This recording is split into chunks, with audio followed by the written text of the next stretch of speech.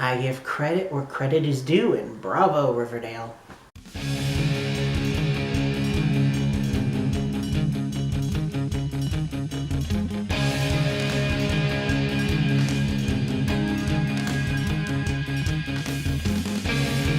Greetings, geeks and geekerillas. It is me, I'm back, here to talk about the finale of Riverdale. Oh boy. We are in for a ride. So I'm just going to go ahead and cut to it and say, spoiler alert, if you guys haven't seen the episode, go watch it, then come back and tell me what you think in the comments down below.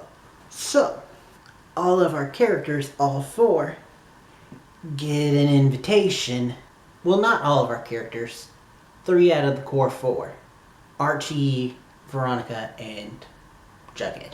And after getting the invitation, we cut to them at a banquet, and Betty, in a nice dress, coming down, seeing everyone dressed all nicely, including, at the head of the table, Penelope Blossom. Oh. Then, once Betty sits down, she says, "We've got 2 more guests. Insert the Black Hood and the Gargoyle King." And then she says, "Gentlemen, there are no masks at the table." So, Hal takes off his mask, and before whoever it is can take off Gargoyle King, she says, "Mr. Jones, do you want to take a guess?" And he calls it right. It's Chick. Hal saw kinship in him when they got beyond Betty's view and spared him. Now Penelope and him have kind of semi-adopted him as their murder child. Penelope even got him to dye his hair red. She calls him Jason. And then at the dinner table, it is revealed the twist. This has all been Penelope Blossom. Like, for the last 2 seasons, it's been her. She's been the mastermind to everything.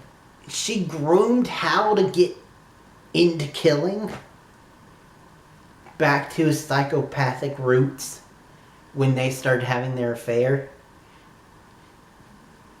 And then she took in Chick and told him about the Gargoyle King and all that, and apparently that the original Gargoyle King was Penelope.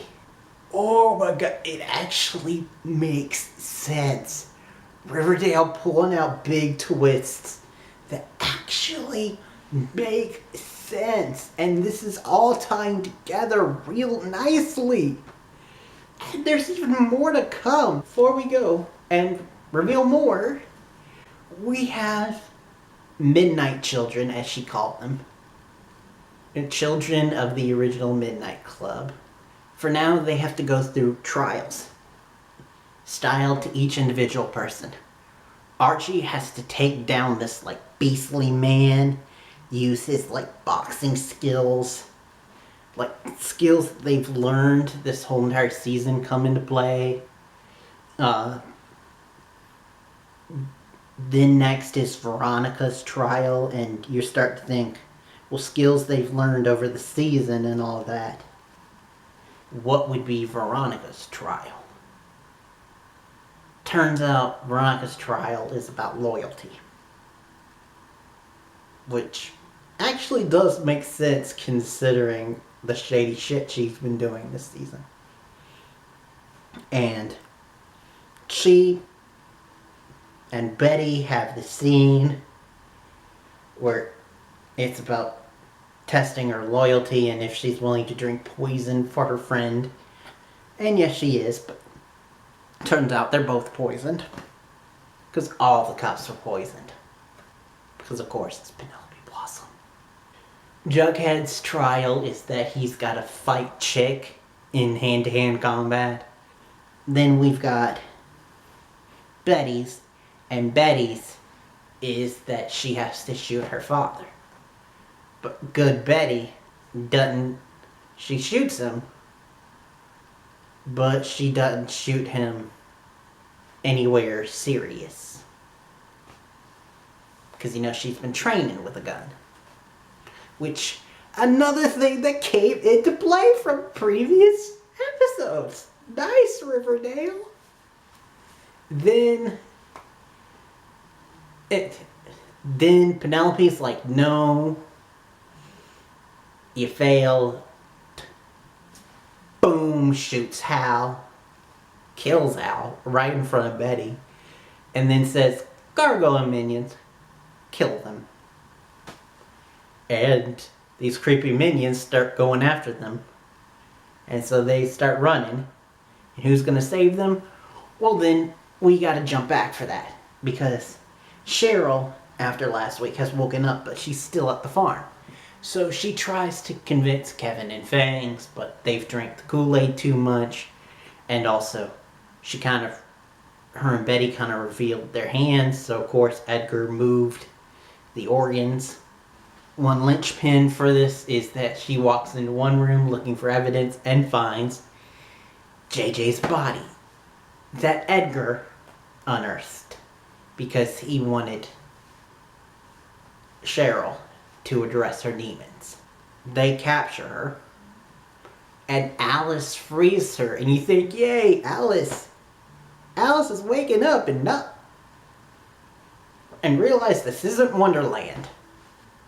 But later we find out more about that. But anywho, for now, she takes Juniper, because Alice gives her Juniper, and she runs for it. She finds Tony, who had gotten the serpents and the pretty poisons together, which is another thing that comes back from the season.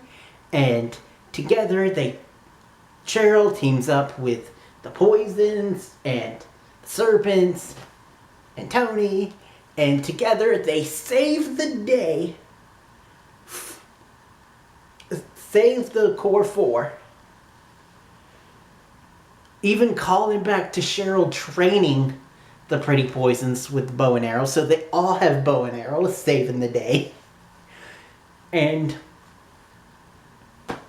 they're like, okay, so now we saved you, so now it's time to go save Alice.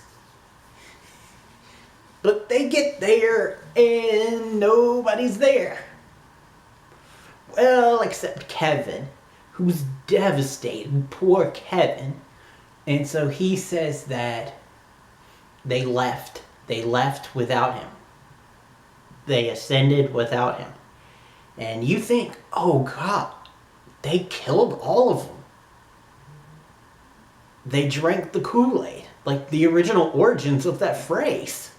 Later things in the episode reveal that basically what probably happened was they left town and left Kevin behind because his dad is a former cop, and so he wouldn't stop looking for him.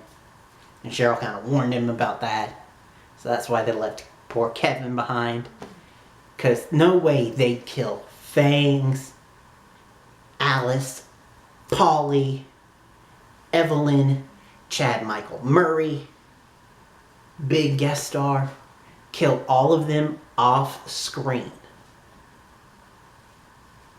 So they probably just hop town. Especially after we find out Kicker, which is after they're safe and everything, FBI agent comes to talk to Bughead. And he says that I work for the FBI, and we had an inside person, and we were waiting for her word. Alice was inside with FBI. Holy crap. And then we find out Kicker. FBI agent is real Charles. Like, oh. Which they have the little creepy moment of, well, you're both of our half-brothers, which is kind of weird, but I think Bughead will prevail. I mean, it's a little icky, but they aren't blood related, so. Which also calls back to when Alice said that she was staying at the farm because of Charles. So she wasn't lying. Also, one other thing is Hiram's in jail, but he's pissed off, so he gets Hermione in jail, which you'd think poor Veronica, but it actually works out for her because that means now that she gets to stay with Smithers, the best of the three adults in her life. Good for her. And everything seems peachy, fine. Everyone is either dead or in jail except for Penelope, who's booked town, and Edgar and them, who have booked town. And everything seems fine, and then we get a flash forward for the hook for next season where Archie is covered in blood and in his underwear. Betty and Veronica are in their underwear.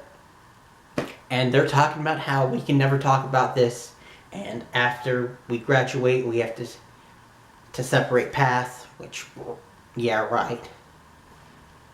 And hinting that they've got a murder, or maybe faking a murder, like faking Jughead's murder, because he isn't there and they have to burn his beanie. Which he's totally not going to get another one. Please. Anyway, that's it. Thank you guys for watching. This was a lot to process, but it was still really good. It was probably the best CW finale of this season. It might be one of their best episodes so far. And also is a lot better than last episode of Game of Thrones. Had to throw in one jab at that. But anyway, next time you see me will be for Cloak and Dagger. That's it for now. Thank you guys for watching. Till next time and beyond. Cannot believe I said that Riverdale was better than Game of Thrones. But it was.